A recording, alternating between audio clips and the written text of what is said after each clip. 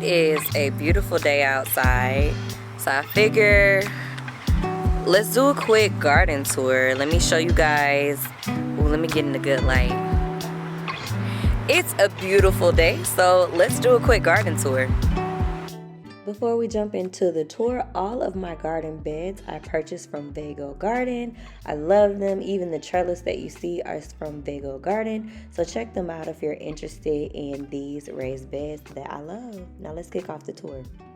Alright, so let's get it started. So first on the trellis, I have some loofah gourd or some dishcloth loofah growing. So I started these indoors from seeds that I got from the Okra lady over on Etsy.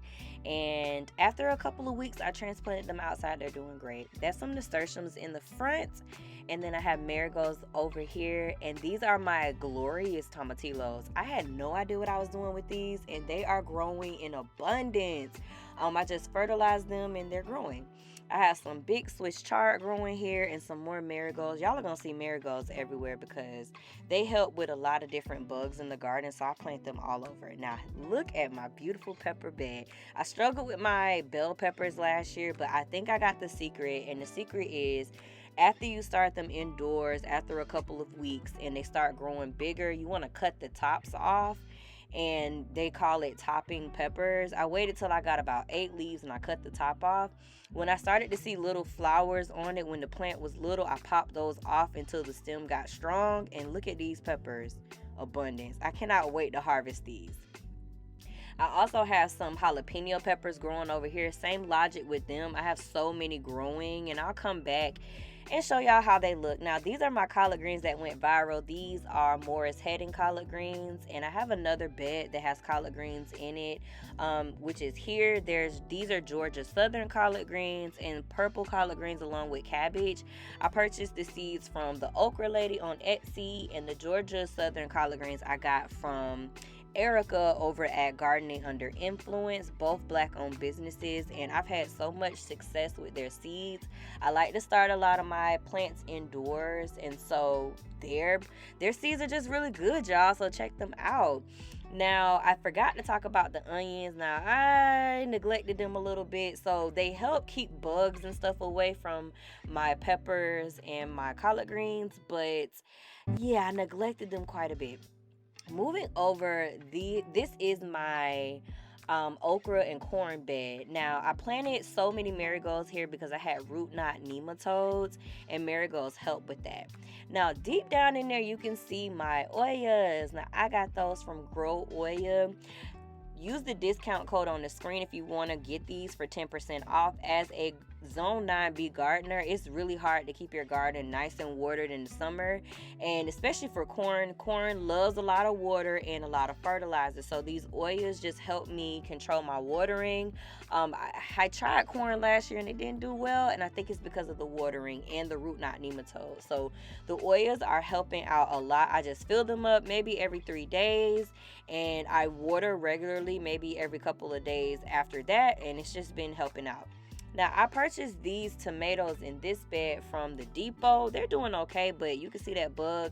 More on that bug in another video. Those bugs have been the bane of my existence. I cannot get rid of them. They are really bothering me. But moving over, here's some basil. Basil is doing amazing. I got this from the grocery store as a little potted plant. And y'all, if you get some basil at the grocery store, definitely put it in your garden. It will grow. Now, over to my grow towers. They're doing so good. I love these. I'll have a video coming later of how I constructed these using the Basil garden beds and Dollar Tree stackables. I think that's callaloo growing. Over here, I got lemongrass growing in it. I've got a lunchbox pepper, which is just like a little mini bell pepper growing. And then I have a Thai chili pepper. Now, I know y'all see the wine bottles all over my garden, and I talk about those on TikTok and Instagram if you're interested in like why I use them. I'll eventually post a video here too, but they just help keep my garden nice and watered in the beds that I don't have oyas in. So I'm showing you guys my Swiss chart, and look at that struggling lavender. I pulled it up because it died. I had to do some research. I think I might know how to better take care of lavender now. But back to my brassica bed. I'm just impressed, y'all, with how good the bed is doing. This is on 9B and we are in the dead of June. It's 90 degrees.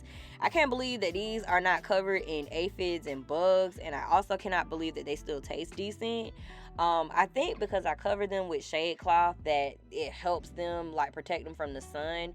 There's herbs planted down in there, and y'all, look at how good it looks. It still tastes really good. I'm impressed with myself, okay? I think that rosemary and sage is just really keeping those bugs away. I don't spray my garden really with anything.